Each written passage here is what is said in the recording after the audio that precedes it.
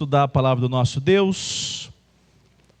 Convido você a abrir a sua Bíblia no livro de Êxodo. Estamos fazendo uma exposição neste livro e agora chegamos no capítulo 7. Êxodo, eu falei?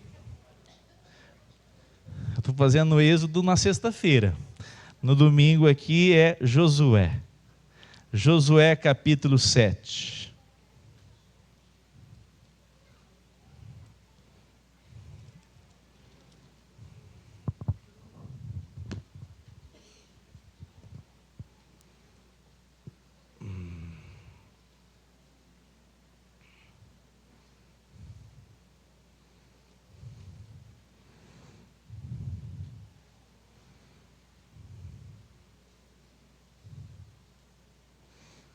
Josué 7, nós leremos de acordo com o nosso andamento nesta noite. Amados irmãos, nós, com a graça do Senhor, faremos nesse capítulo 7 duas exposições a respeito do tema pecado. Nós, como já dissemos nessa noite, estamos comemorando 3 anos como igreja. Deixamos de ser uma congregação e nos tornamos igreja. Eu não tenho nenhuma dúvida que o que Deus deseja para a igreja presbiteriana semear, que nós sejamos um povo santo consagrado a Ele. Que haja no nosso coração alegria, obediência à sua voz. E estudando o capítulo 7, eu creio que o Senhor nos chama a um tempo de maior consagração. Um tempo onde nós podemos dizer, nós e nossa casa, tomamos a decisão de honrar o nome do Senhor, de glorificar o nome de Jesus Cristo na nossa família. E é uma decisão pessoal, mas uma decisão que o povo de Deus é convocado pelas Escrituras, e nós queremos ser cada dia uma igreja mais bíblica, e não tem como agradarmos a Deus. Podemos ter prédio próprio, podemos ter um grande salão de eventos, se nós não tivermos santidade e consagração, tudo isso é em vão. Prédios são construídos, enormes, mas Deus chama um povo para se reunirem e de maneira solene apresentar suas vidas em adoração, em entrega, em rendição de tudo que você é, de tudo que você tem feito, de tudo que nós vivemos durante o nosso dia a dia. Deus não quer uma dicotomia, né? Uma vida aqui hoje, outra vida durante a semana. Deus nos chama a uma vida consagrada, separada para o Senhor. Amém? Muito bem. Hoje nós vamos então tratar do capítulo 7, do verso 1 em diante. Nós iremos até os 16. O tema dessa noite é o seguinte: o pecado no acampamento e a santidade do Senhor. Leiam comigo no capítulo 7, a partir do verso 1, nós leremos os primeiros versículos, até o verso 2. Mas os filhos de Israel foram infiéis em relação às coisas condenadas, porque Acã, filho de Carme, filho de Zabde, filho de Zera, da tribo de Judá, pegou para si uma parte das coisas condenadas. A ira do Senhor se acendeu contra os filhos de Israel. Josué enviou alguns homens de Jericó até a cidade de Ai, que está junto a Bet-Avém, a leste de Betel, e lhes falou dizendo: vão e espiem a terra. Os homens foram e espiaram a cidade. Até aqui por enquanto. Senhor, obrigado pela tua palavra, obrigado por esse momento, Senhor, que nos reunimos para adorá-lo, bendizê-lo e receber da tua palavra, Senhor. Que o nosso coração possa nessa hora ser visitado pelo teu poder, que o Senhor ministre nas nossas vidas, que o nosso coração possa estar aberto, atento, terra boa, para sermos nessa noite aqui, Senhor, edificados, direcionados, conduzidos como povo de Deus. É a nossa oração em teu nome, Jesus. Amém. Amados irmãos, como nós estamos estudando sequencial, é muito fácil notarmos o que aconteceu até aqui. O povo de Israel sai do deserto e atravessa o Rio Jordão, adentra a região de Canaã. Em Canaã havia vários povos, cananeus, quem mais? Amorreus, jebuseus, haviam vários povos que estavam morando naquela região. Deus, no capítulo 6, faz com que uma muralha duplamente erguida, corriam lá em cima daquelas muralhas carros com animais, carruagens, possivelmente militares, para fazer o perímetro daquela cidade. E Deus entregou nas mãos de Josué, do povo, do exército ali de Josué, o povo de Israel, aquela cidade. Deus fez com que toda uma cidade fortificada fosse humilhada. Deus fez um rio parar. E quando Raabe conta a respeito de que os povos estão falando dos israelitas, ela afirma: estes povos estão assustados, estão até desanimados, porque o Deus que está com Israel é poderosíssimo. Essa é a realidade até o capítulo 6. E agora, no capítulo 7, nós vamos notar como muda a circunstância, como muda a situação, por causa de pecado. A palavra pecado, a relação de desagradar ao Deus Todo-Poderoso, sempre foi razão de o homem, do ser humano, sofrer o afastamento de Deus, Deus deixando o homem por causa do pecado. Mas nós já vimos hoje que Deus desejou escolher um povo. Ele não podia escolher outros? Podia. Ele podia não escolher ninguém? Podia. Mas ele quis chamar um povo para ele. E ele tirou esse povo da servidão do Egito.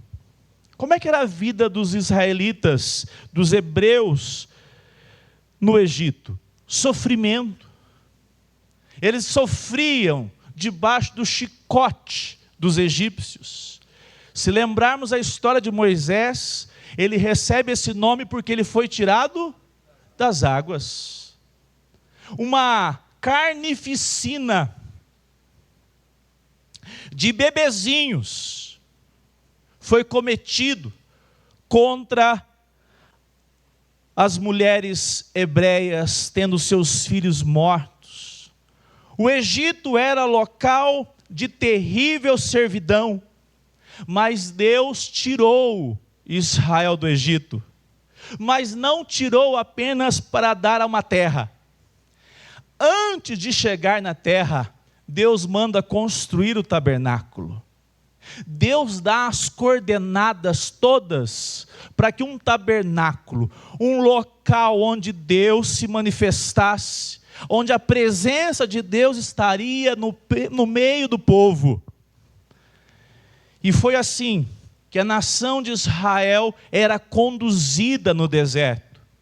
Quando eles foram atravessar o Rio Jordão, Eles colocaram no meio do rio. Quando chegaram no meio do rio, pararam lá os sacerdotes com o quê? A Arca da Aliança, que ficava quando o povo estava acampado dentro do tabernáculo. É só para você entender que Deus decidiu se relacionar com um povo. Deus chamou um povo para Ele. Mas, agora, quando nós observamos o que está acontecendo aqui, nós temos motivos para tomarmos lições importantíssimas. E eu quero destacar então o primeiro aspecto: o pecado oculto diante de um Deus presente e santo. Quem era Acã? Verso 1. Diz o texto que Acã era filho de Carme, filho de Zabdi, da tribo de Judá. Acã era um soldado. Acã fez parte das fileiras que rodearam Jericó. Acã era alguém que já sabia que o povo de Israel desfrutou de grande vitória contra a cidade de Jericó. Acã passou a pés enxuto um rio caudaloso, onde as águas pararam. Você já pensou você passar lá no Rio Grande, né? Indo para São Paulo. Vamos parar aqui que nós vamos passar no meio do rio hoje aqui, para ver essas águas paradas. Que extraordinário! Não tinha ponte, não tinha embarcação para receber tanta gente, 1 milhão de pessoas, e eles passaram a pés enxuto. Esse mesmo Acã, ele está agora sendo o responsável, mas notem, amados irmãos, o texto bíblico nos apresenta que Acã, ele pegou para si parte das coisas condenadas. E Deus agora está confrontando a nação de Israel. Mas vamos lembrar por que Jericó foi destruída? Isso aqui é uma pergunta que você tem que entender, porque senão, aqueles que não creem na Bíblia, eles nadam de braçada em cima de você. Eles dizem assim: o Deus de vocês, ele destrói cidades inteiras, mata todo tipo de pessoas, e até crianças, adultos. Vamos entender? Abra sua Bíblia comigo em Gênesis 15, rapidamente, Gênesis 15.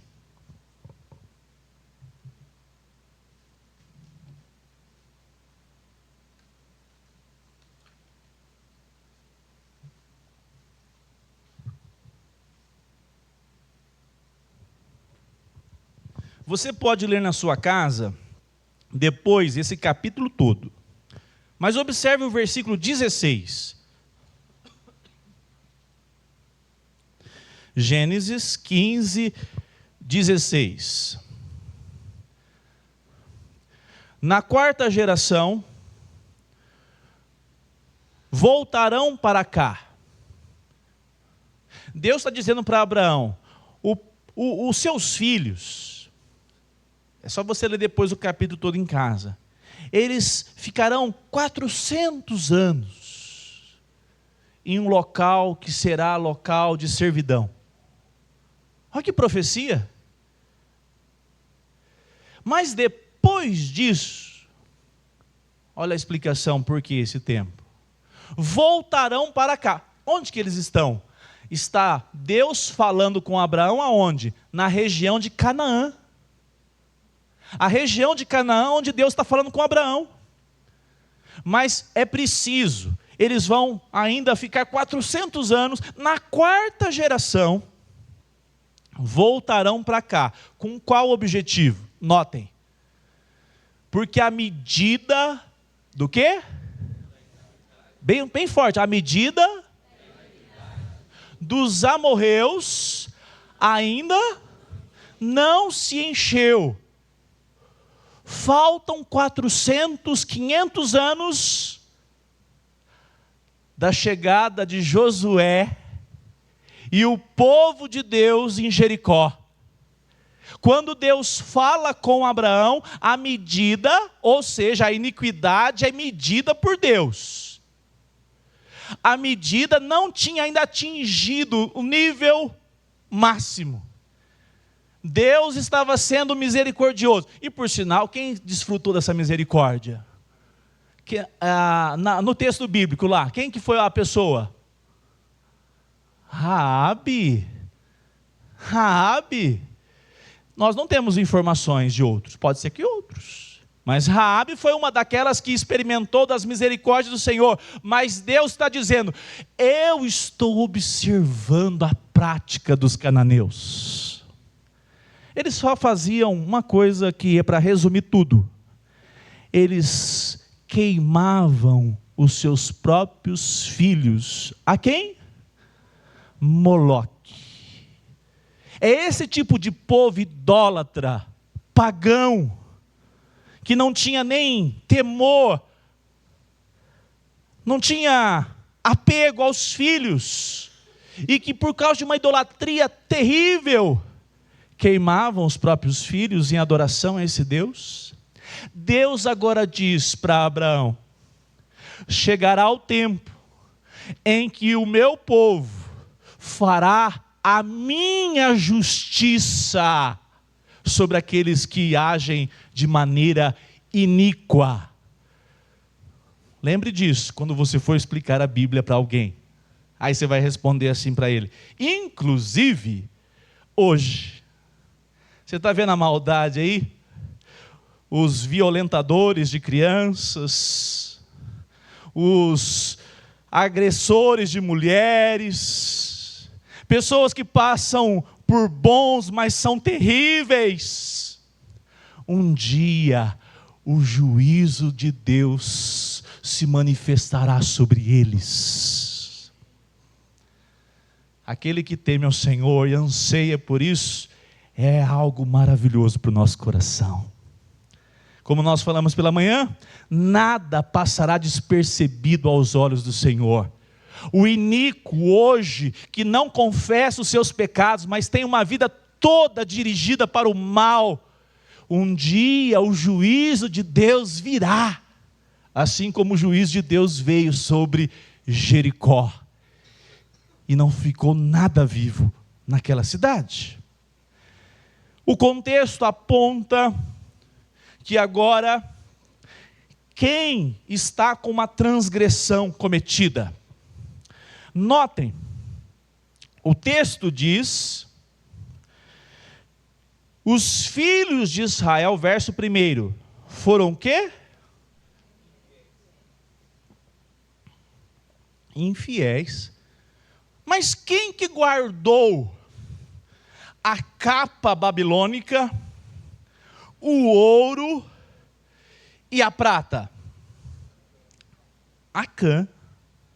Mas perceba que Deus está tratando de uma maneira que ele se revela. Deus chamou um povo para ele. Uma pessoa no meio do povo de Deus é responsável por trazer mal. É isso que o texto está apontando. Você lembra de uma passagem que a turma começou a se esquecer que nós somos uma comunidade. Nós somos um povo onde Deus se relaciona conosco de uma maneira onde há um princípio, essa solidariedade da aliança. Nós estamos debaixo de uma aliança como povo, não é como indivíduo. Vou lembrá-los. Deus falou assim, por meio de Paulo, vocês estão deixando pessoas que cometem pecado, que não confessam os seus pecados, tem até quem dorme com a madrasta, e vocês estão colocando panos quentes, eles estão produzindo juízo sobre si. Deus trata com o seu povo, o Senhor tem um povo para ele santo, por isso que nós somos uma igreja desejosa em agradar ao Senhor. Nós precisamos de disciplina. A disciplina eclesiástica é em todos os seus níveis, desde a exortação do púlpito, a uma conversa pessoal, a uma disciplina aplicada pelo conselho da igreja, ou no nível de presbitério para o pastor. É porque nós somos um povo que prestamos conta dos nossos atos. Você quer ver uma coisa preocupante? A igreja evangélica hoje, ela está tão preocupada com o número de membros, que baixou o quê? A régua. Essa pessoa fala, não, eu recebo Jesus Cristo como Senhor e Salvador, não pergunta mais nada para ela. Perigosíssimo isso. Porque pertencer ao povo de Deus é ter alguém que compreendeu que agora faz parte de uma comunidade de fé que vive para glorificar o nome do Senhor. Se você não tiver esse entendimento, se você não tiver essa alegria de viver uma vida realmente dirigida por Cristo, não se torne membro de uma igreja evangélica. Seja coerente. Não estou ainda com o pé no mundo, não estou realmente convicto. Não assuma compromisso algum. Porque é isso que o texto está apontando. Acã, essa palavra Acã, e depois nós vamos ver o local que foi, ela representa o local onde Acã é morto com sua família. Acor, miserável, uma pessoa que não se importou com o que Deus disse. E o que Deus disse? Vamos ver. Nós temos aqui Deus dizendo, Jericó é anátema. Jericó, ela é terrível. Deus estava trazendo juízo sobre Jericó. Nada dos despojos era para ser tirado e levado com os soldados. Tudo deveria ser feito o quê? Apresentado para o Senhor, que fosse ouro, prata, era para o Senhor. Capítulo 6, nós estudamos isso. Para que Israel soubesse, não deve aproveitar nada de lá, tudo é consagrado ao Senhor. Deus derramou juízo sobre essa cidade, e aquilo que é de precioso vai para o Senhor, porque quem derrubou as muralhas foi Deus. O povo sabia dessa informação, Acã sabia, mas Acã dá de ombros para a palavra do Senhor. Acã despreza a direção do Senhor, e o povo de Israel agora vai sofrer consequências. E nós vamos ver alguns detalhes. Observe, Acã então se apega a esses valores. Acã se vê encantado com o brilho daquela prata, daquele ouro. Essas informações de prata, ouro e capa, nós temos depois do versículo 16. Mas hoje não será tanto o nosso foco. Amados irmãos, o pecado, ele nasce de uma afeição, de um apego desordenado no nosso coração. Eu nunca vi ninguém praticando o pecado e satisfeito. Quem casou e hoje vive um casamento debaixo da bênção do Senhor, e cutuca a esposa e fala assim, como é bom nós vivermos debaixo da bênção do Senhor, nos colocarmos debaixo da dádiva de ter um relacionamento conjugal, uma cama que é abençoada pelo Senhor e não um local de condenação. Quem desfruta dessa alegria? Só quem já não viveu, só quem já passou para a tristeza e a angústia do pecado sabe o quanto é maravilhoso viver essa bênção do Senhor. A palavra de Deus, ela aponta, o pecado aqui, Acã, é alguém que coloca de maneira desordenada. Deus viu, ou melhor, Acã viu Deus abrindo o rio Jordão. Acã viu as muralhas na 7ª volta caírem. Acã ouviu a direção de Deus e despreza. Amados irmãos, a relação direta daquilo que o pecado produz no nosso coração. Tantas vezes o ato externo, o que você e eu podemos praticar, revela o que está aqui dentro do coração. Acã não perdeu a oportunidade. Quando viu aquilo, ele se tomou por aquela vontade, desejo, cobiça, e tomou daquelas riquezas. Mas antes dele tomar, o coração dele, você já pensou? Você acha que ele foi pego de surpresa? Não foi não. O coração dele, antes da mão tocar no pecado, o coração dele já estava inclinado a desobedecer e quebrar a palavra do Senhor. João Calvino diz: o coração humano é uma fábrica de ídolos. Famosa essa frase. Lá em Romanos 1, Paulo declara: os homens trocaram a glória de Deus por coisas que foram criadas por homens, por aquilo que Deus criou. Deus percebe a cada momento que o homem se rebela contra Deus, dizendo: nós queremos as coisas que foram criadas, nós não queremos esse Deus. Acã está dizendo: eu quero mais das benesses do tesouro aqui e agora, do que agradar e honrar o Senhor. Acã amou os tesouros de Jericó mais do que a presença do Senhor. Talvez muitos aqui hoje, pela graça do Senhor, foi tirado de como que a revista atualizada chama? Tremedal de lama. E hoje diz: como é bom fazer a vontade do Senhor, porque viver debaixo do pecado, debaixo do jugo do pecado, é angústia e tristeza. Um segundo aspecto: o pecado produziu derrota e vergonha.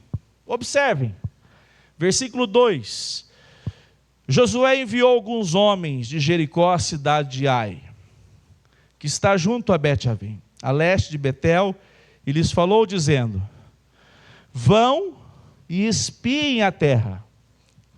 Os homens foram e espiaram a cidade, e voltaram a Josué e lhe disseram, vamos juntos, o 3, mais uma vez. E voltaram a Josué e lhe disseram: não é necessário,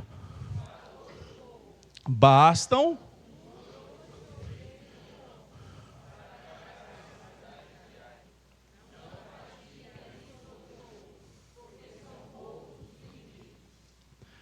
olha só, o pecado produz derrota. Eles tinham acabado de vencer Jericó. Jericó era uma fortaleza. Aí tinha uma cidadezinha lá chamada Ai. O povo observou, os capitães olharam e disseram: só uns 2, 3 mil de nós, vamos lá e resolvemos o problema. Mas notem como o pecado ele é perigoso. Se alguém tiver aqui e falar: não, mas aqui o pecado não tem problema. Olha, você não entendeu ainda o evangelho do Senhor Jesus. Quer ver um perigo? Parecia que só o Acã que estava em pecado. Parecia que só o Acã que era rebelde. Mas olha só, os comandantes foram lá e ninguém chegou e falou assim: Jacó, Josué, vamos fazer uma reunião de oração, porque do mesmo jeito que Deus nos deu a vitória lá em Jericó, nos dará aqui em Ai. Mas o que eles fizeram? Parece com os homens dos nossos dias, levantou o nariz e falou: Josué, nem vamos incomodar aquele pelotão, sabe aquele pelotão especial, tropa de choque, nem precisa enviar eles. Você já percebe aqui um grupo. É importante isso daqui, né? Deus levante no nosso meio homens, mulheres, liderança piedosa. Piedosa. Que jamais deixe qualquer tipo de soberba alojar o coração. Mas o pior é agora. O texto diz que Josué, o homem que sempre foi uma referência de fé, concordou com o plano. Versículo 4. Assim apenas uns 3.000 homens foram até lá, os quais fugiram de diante dos homens da cidade de Ai. Os homens dali mataram uns 36 deles e perseguiram outros, desde o portão da cidade até as pedreiras, e os derrotaram na descida. E o coração do povo de Israel se derreteu e se tornou como água. Olha só, o mesmo povo que um capítulo anterior, alguns dias antes, tinha vencido Jericó fortificada, agora volta fugido de Ai, uma cidade pequenininha em Canaã. Observe, amados irmãos, que aqui há uma condição terrível que produziu a derrota. Além de uma questão onde uma pessoa foi lá e tomou daqueles ídolos, aqueles ídolos produzidos pelo coração humano, ouro, prata, capa, tecido, nós temos agora um coração distante, um coração meio que indiferente. Perceba que não há consulta ao Senhor. Se você perceber no versículo 2, 3 e 4, o 6 já apresenta Josué rasgando as vestes, chorando. Mas na hora de tomar a decisão, não agiu com prudência. Não agiu com prudência. Nós temos que tomar muito cuidado com as distrações perigosas. Parece que de certa forma houve uma acomodação. Deus já nos deu tantas vitórias. Deus abriu o rio, chamado Jordão. Para que orar? Talvez não era implícito isso, não era muito assim, nós não vamos orar. Mas era aquela situação de distração. O preço foi terrível. Amados irmãos, Deus chama o seu povo a estarmos sempre vigilantes. Paulo diz, aquele que pensa estar em pé, não é assim? Tome cuidado para que não caia. A distração, ela não vem de maneira assim notória. A distração, ela é sorrateira, e quando você vai ver, o seu coração já está indiferente à oração, à dependência de Deus, a estar na presença do Senhor cultuando. Essa semana, uma família abençoada falou assim, pastor, olha, nós estamos em Uberlândia, mas nós oramos para fazer a mudança para Uberlândia, para ver se aqui realmente seria o lugar que Deus tem para nós, tinha para nós. E eu falei assim, mesmo? Mesmo. E até disseram, hoje nós temos a resposta de Deus, porque nós temos uma igreja, nós congregamos, nós nunca tínhamos experimentado isso na nossa outra cidade, viver a vida comunitária. Eu falei, louvado seja Deus. Não vou contar quem é não, viu, Cândido? Começa com Rá, termina com ela. E tem uma menininha assim, o marido dela é atleta. Você já orou para tomar decisões importantes? E você percebe que se a situação é grave, você se entrega mais, você se gasta mais. Até me lembrei, tem uma empresa fazendo 10 anos aí, vocês podem pedir depois do culto. para fazer, Senhor, é isso? O projeto inicial era totalmente diferente. E Deus traz sabedoria e discernimento, porque há quebrantamento. É graça de Deus, diz amém. Mas Deus deseja que nós não nos distraiamos, não nos percamos durante o caminho, porque é fácil, irmãos, nós depois de termos uma vitória, ter tudo bem resolvido, ficarmos meio assim anestesiados, e esquecermos que Deus nos tirou de um charco de lodo, que Deus nos tirou das portas fechadas, e Deus foi misericordioso conosco. Na hora que aqueles capitães chegaram, Josué deveria falar: vamos orar agora e pedir a direção do Senhor, se nós vamos de fato com 2.000. Josué é uma referência de homem piedoso, mas até ele foi displicente. É para mostrar o nível, a intensidade da batalha que nós estamos inseridos. É para nos lembrar que a dependência de Deus não pode ser de vez em quando, uma vez por mês. Quando der certo vou à igreja, mas uma dependência de fato das Escrituras, da oração. Sempre suplicando: Senhor, ajude-me a orar mais, ajude-me a ler a Tua palavra, ajude-me a ter a alegria de congregar. Porque senão, irmãos, o jejum, ou melhor, as práticas espirituais vão se enfraquecendo. Deixe de orar, deixe de ler a Bíblia, começa a ser faltoso nas reuniões, e o coração vai se distanciando. E lê: mas Deus já abençoou, casei, abençoou o trabalho, o emprego, o sustento. Cuidado, o pecado é sorrateiro. Até agora, o pecado ainda não está revelado.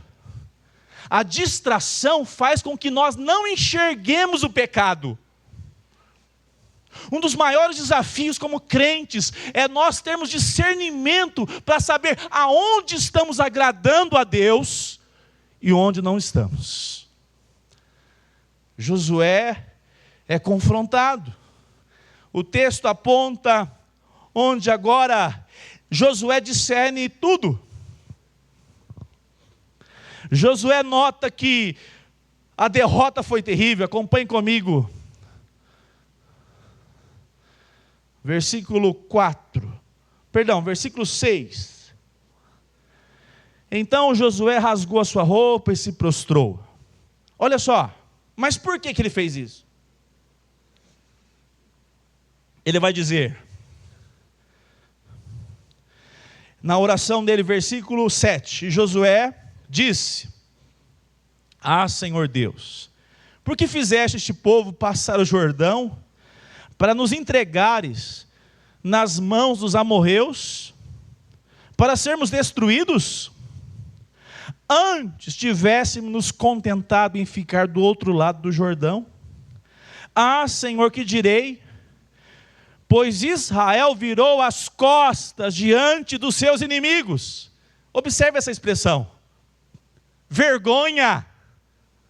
Eles foram todos garbosos, né, com o uniformezinho novinho. Vencemos em Jericó. A marcha daqueles 2.000, 3.000 devia ser altíssima. Só se esqueceram de um detalhe: não consultaram o Senhor. Aqueles homens botaram eles para correr. Morreu pouco ainda, 38 mais ou menos. Mas vieram de lá totalmente desestabilizados. Aqui a expressão virar as costas é a ideia de que quando um exército está enfrentando, batendo de frente, e tem que voltar, é recuar, é virar a nuca. A ideia de mostrar a nuca para o inimigo, vergonha, bater em retirada. O povo que tinha vencido Jericó é derrotada numa batalha tão pequena.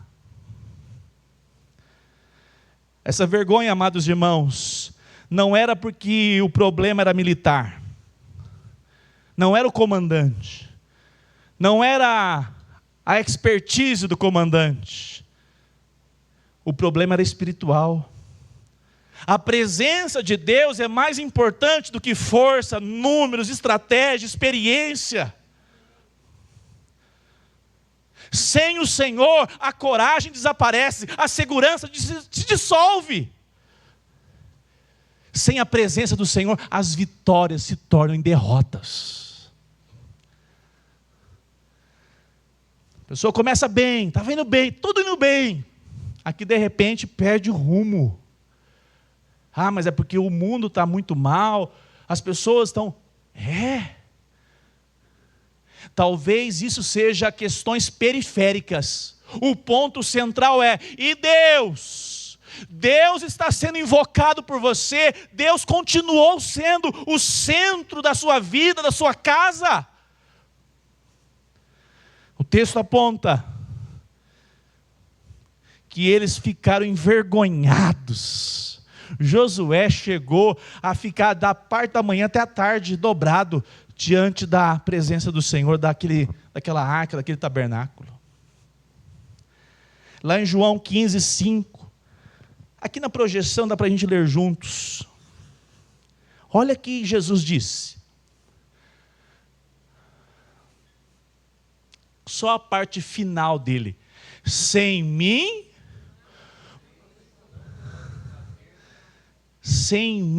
vocês não podem fazer nada.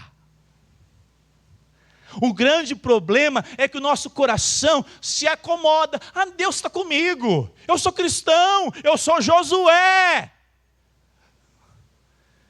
E o que aconteceu? Distração, derrota, vergonha.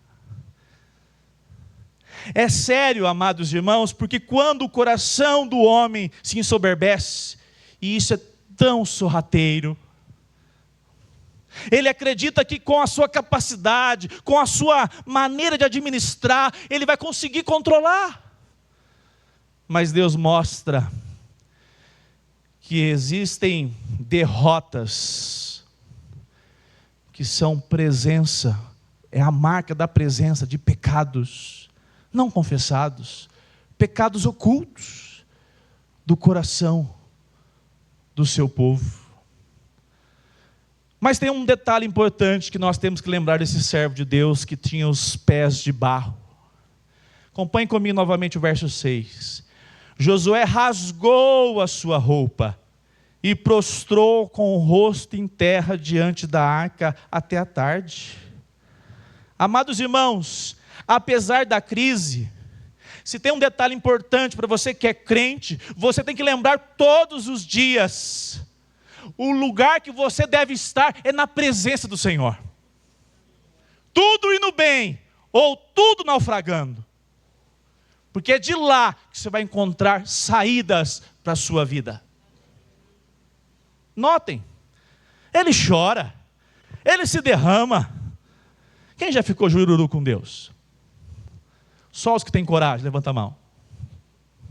Jururu. Ah, Senhor, pensando bem. Olha só, parece que esse parece mais um cananeu falando isso. Se Deus não tivesse misericórdia de você e tratasse você quando aquela coisa do seu coração se levanta, o que seria de você e de mim? Josué, Senhor, era melhor nós tivéssemos ficado do lado de lá. Para quê? Atravessamos o Jordão, para quê? Para sermos envergonhados. Olha só a fala de Josué. Está parecendo o povo que se levantou no meio do deserto e disse assim, coloque um capitão e volte para onde eles queriam voltar? Para o Egito. Isso aqui é sério para mim e para você. Cuidado, que a opressão, depressão da circunstância pode parecer parecer de você a sua vida um descrente. Por isso você não pode dar muita atenção para o seu coração não, Gildo. Você que está completando mais um ano de vida hoje, vamos orar no final. o seu coração, o nosso coração é corrupto. Olha a fala de Josué, parece um descrente. Mas tem um detalhe, amados irmãos. Josué, ele está numa condição ainda ligado aos contextos militares, derrota. Ele não ainda entendeu algo importantíssimo. E Deus, como é que está Deus nessa situação toda aqui? O sofrimento obscureceu temporariamente as promessas de Deus no coração de Josué. Você não fica de vez em quando assim, não? Ah, Deus não está nem um pouco portando comigo. E sabe uma coisa que é importante você entender? Que essa relação aqui, ela aponta para aquilo que você e eu, seja eu, você ou Josué, nós temos que nos apegar não na nossa experiência religiosa, quanto tempo você é presbiteriano, quanto tempo você já conhece a leitura bíblica, nós precisamos nos apegar às palavras de Deus, à promessa de Deus. É isso que revigora um homem. O que Deus falou com Josué? Capítulo 1, verso 5. Não o deixarei. Você pode estar vivendo uma crise, seja em qual nível for, familiar, profissional, pessoal, na sua caminhada com Jesus.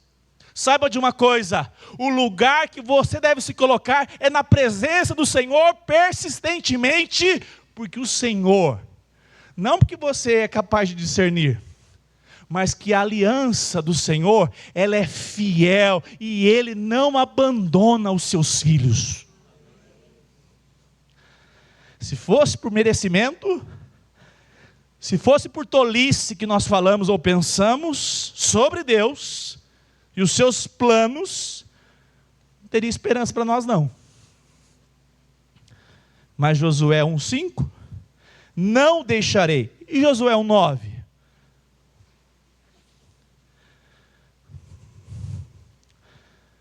O Senhor, seu Deus, está com você.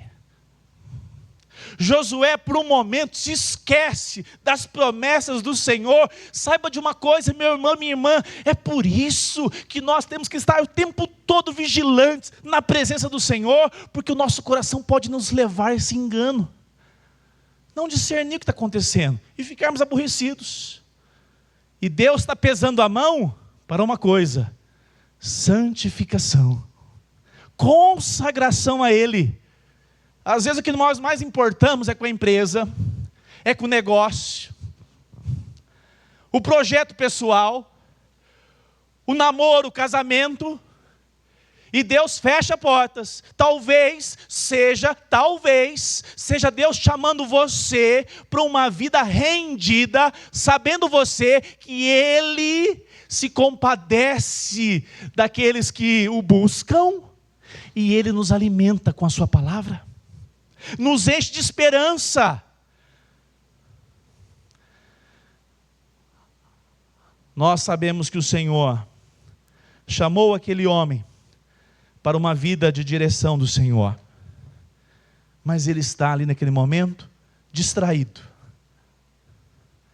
Mas agora, observe, meus irmãos, ele está sendo confrontado pelo Senhor. Nós vivemos um tempo, meus irmãos, que pecado agora virou outra coisa. Falei com a Camila hoje. Logo, logo teremos mais uma psicóloga formada. Senhor, tenha misericórdia.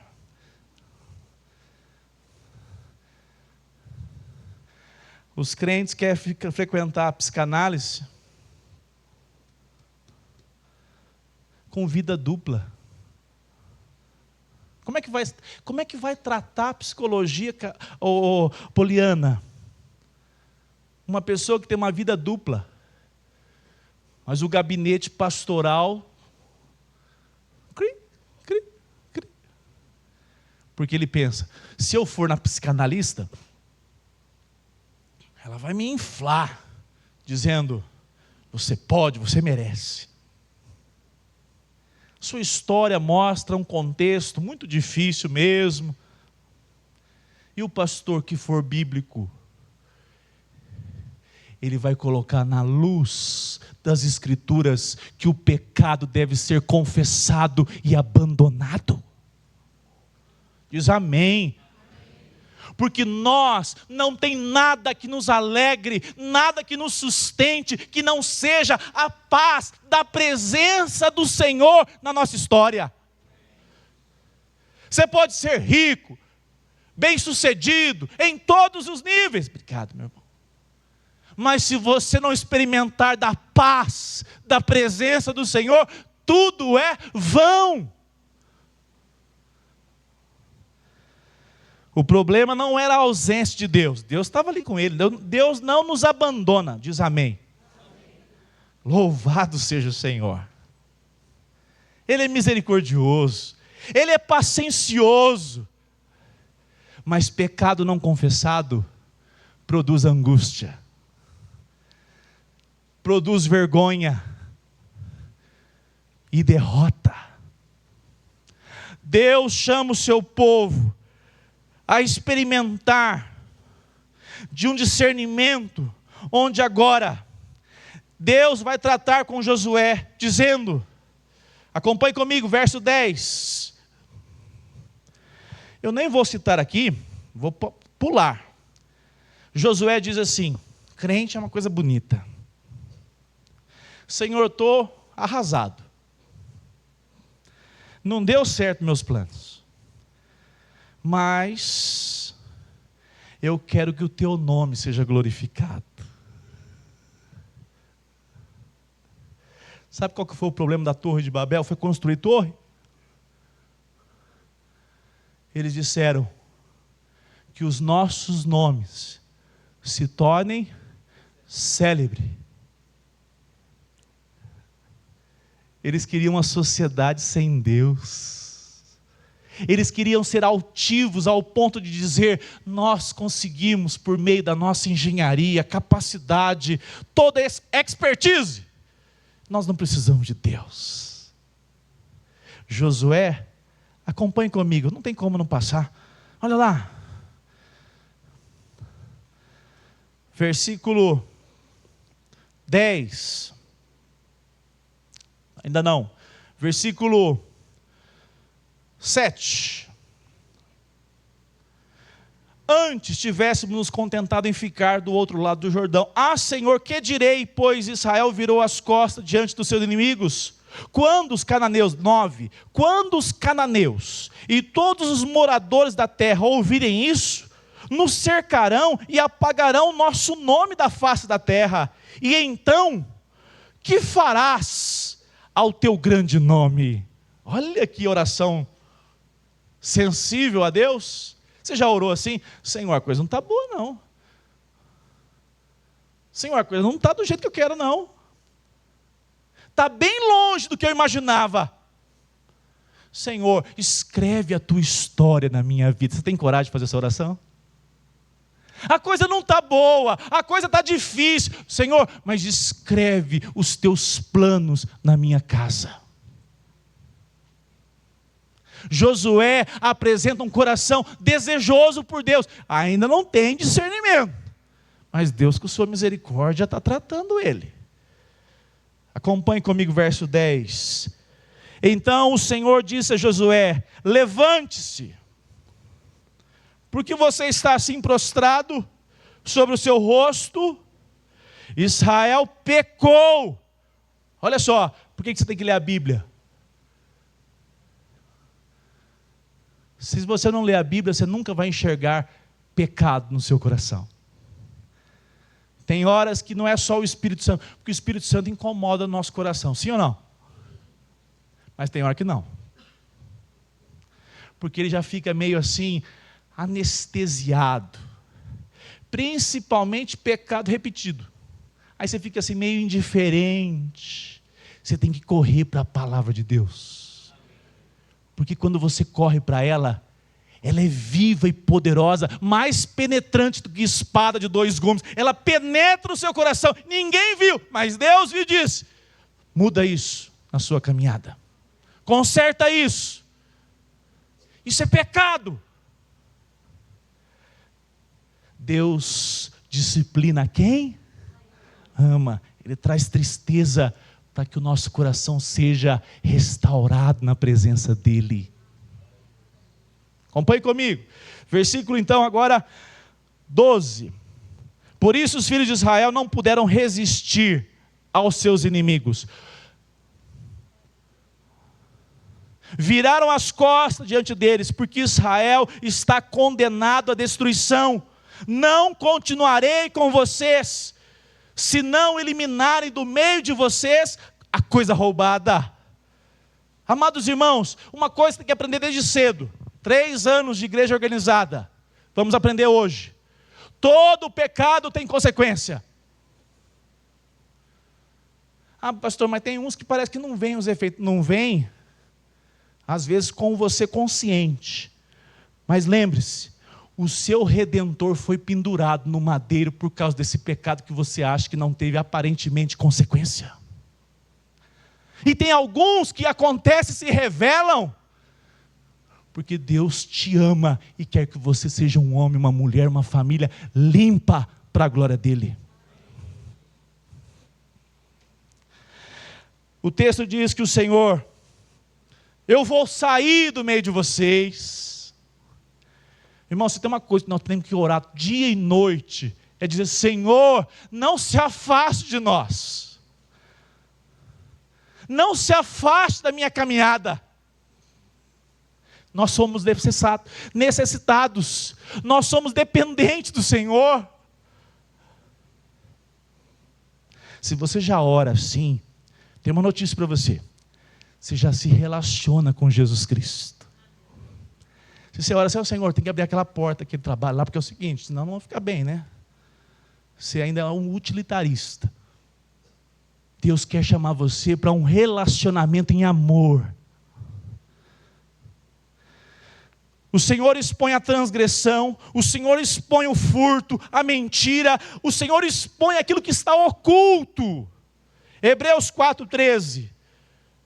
Todas as coisas estão descobertas e expostas diante dos olhos daquele a quem temos de quê?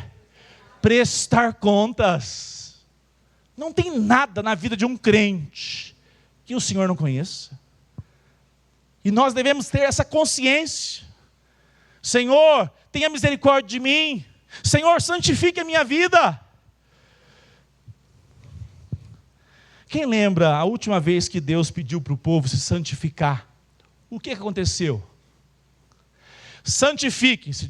Diga para o povo, Josué, diga para o povo que se santifiquem, porque amanhã o Senhor fará maravilhas. Você acha que um rio para de correr de uma hora para outra todo dia? Deus ia manifestar o seu poder. E se nós que somos presbiterianos dizemos: louvado seja Deus, glória a Deus, porque Deus é poderoso, nós também temos que nos atentar.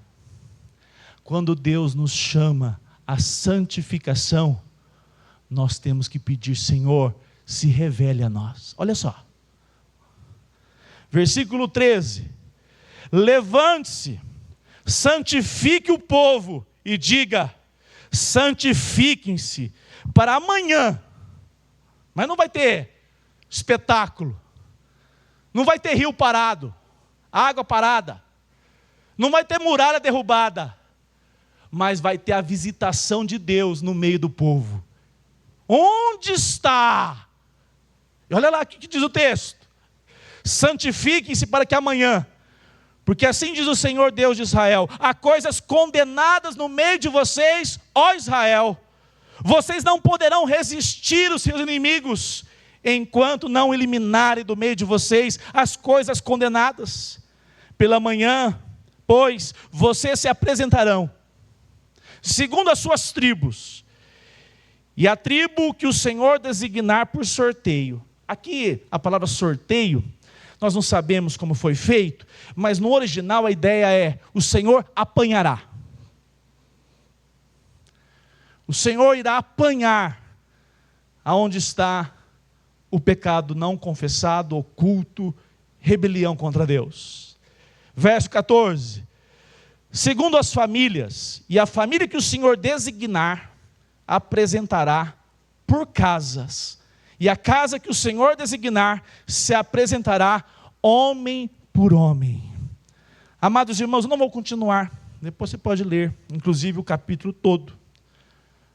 Mas Deus pede para o povo se santificar, para limpar, como condição da continuidade da presença do Senhor.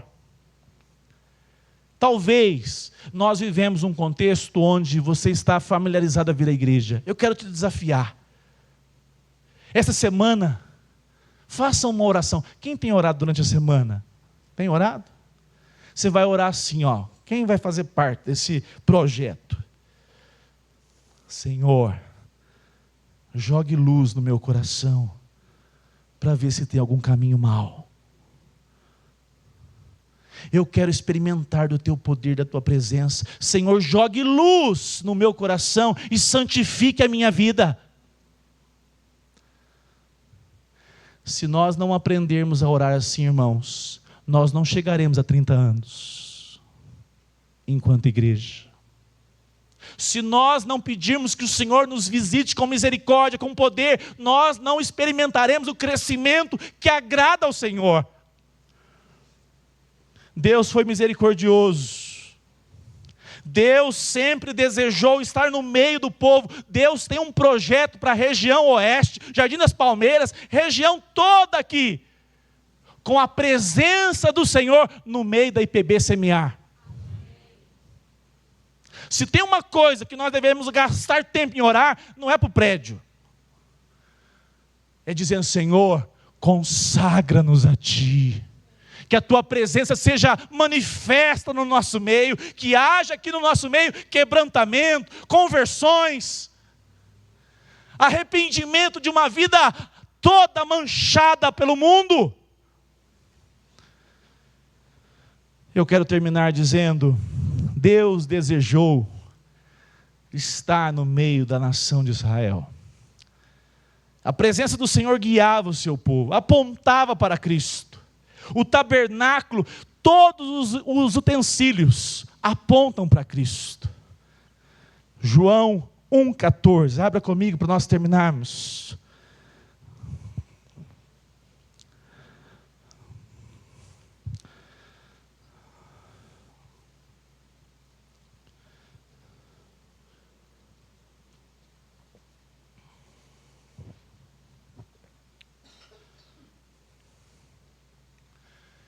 E o verbo se fez carne e tabernaculou. Tabernaculou entre nós.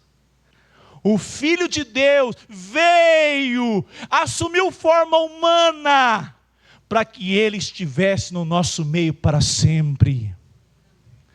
Lá em Apocalipse diz que aquele que é o Senhor, Ele passeia no meio da igreja. Você já pensou? Quando eu era um displicente na vida cristã, eu falava assim: Senhor, tem misericórdia, não olha para mim torto, não.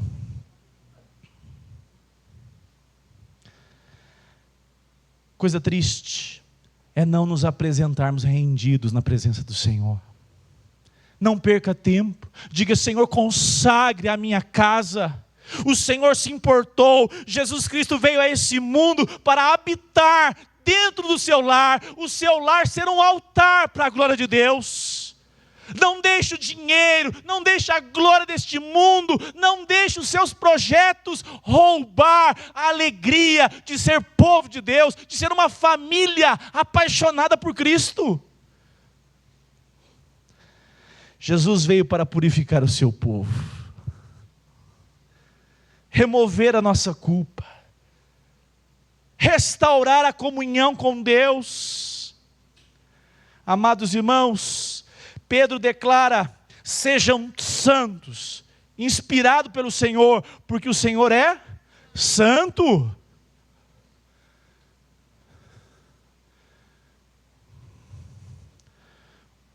Josué 7, de 1 a 16, nos ensina que o pecado produz derrota. O pecado nos traz vergonha. Deus leva a sério a sua santidade. Aquilo que Acã tentou esconder foi revelado diante do Senhor. Eu convido você, não viva uma vida dupla. Assuma diante do Senhor, dizendo: Senhor, eu quero atravessar a minha semana na tua presença. Eu quero viver os meus dias com todas as minhas limitações, mas sempre desejoso que o Senhor possa me ajudar nas minhas fraquezas, que eu seja alguém que tenha de fato o Evangelho com alegria de ser vivido. Mas o Evangelho do Senhor Jesus, na cruz, a nossa culpa também foi exposta. Na cruz, a nossa condenação foi colocada sobre Jesus. A nossa vergonha foi removida porque Jesus foi humilhado, envergonhado diante daquele madeiro. Cristo suportou o juízo de Deus para que hoje você e a sua família possa ir dormir hoje dizendo: nós somos um povo separado e consagrado para Deus. Os nossos pecados foram levados sobre Jesus naquele madeiro. Eu termino dizendo: você, a mim, a nós, hoje o Senhor nos chama, igreja, arrependimento verdadeiro, santidade, consagração, confissão sincera, dependência da graça de Cristo Jesus. Porque não existe verdade, ou melhor, não existe verdadeira vitória na nossa caminhada sem antes experimentarmos uma vida consagrada, santa ao Senhor. Você pode ter de tudo, pode conquistar o que você quiser. O Senhor olha os seus filhos e avalia se de fato é alguém que tem a dádiva de caminhar segundo a vontade do Senhor. Eu não vou dizer, mas domingo que vem a gente continua, se não for no próximo, depois. O Acã não esperou um pouquinho. Lá em Ai, eles levaram para casa os despojos todos daquela cidade. Eu quero terminar dizendo: espera mais um pouquinho. Aguenta firme na caminhada com Jesus. Não abre mão dos valores que o Senhor tem para a sua casa, para a sua vida. Porque por mais um pouco, nós encontraremos com Cristo na glória. Fique de pé, vamos orar.